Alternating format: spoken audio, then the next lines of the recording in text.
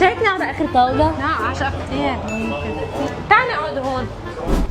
ليكي هونيك عشقة كتير، هون احسن. ليكي بدي اقول لك شغله، بس انا ما تفهميني غلط، انا لو ما بحبك يعني وما بعزك ما بقول لك. عندك رهاب اجتماعي. شو يعني رهاب اجتماعي؟ يعني عندك رهاب من المجتمع، ما فيك تقعدي قدام المجتمع. شو خاص بس انه كان عشقة، بس هيدي هي. ها شفتي؟ بدك تنتبهي، هيدا مشكله كبيره. انت عندك نرجسيه. شو عملت لك ليكون عندي نرجسية؟ جبتي دونتس عم تاكلي لحالك، يعني ما ضيفتيني، هي نرجسيه. ما نحن رحنا طلبنا مع بعض وانت اللي طلبتيهم، هيدي هي هالقد هي. لازم تعالجيها هيدا. على فكره انت عندك او سي دي. او سي دي شو؟ بس حتى ما فهمت. او سي دي بدرجه عاليه، عندك مسرسبه، يعني ما فيك تشوفي الصحن عامل هيك، ما فيك. او سي دي بالدرجه العاليه. حبيبتي بدي اكل، حطيتهم هيك كرمال اكل. شفتي؟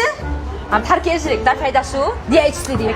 اي دي اتش دي عم تخطي. هيدا مرض كثير خطر، يعني هيدا بيعملك مشاكل عاطفيه وعقليه. خلاص حتى لها كل امراض العالم، في مالك شي مجنونه؟ عندك عصبيه.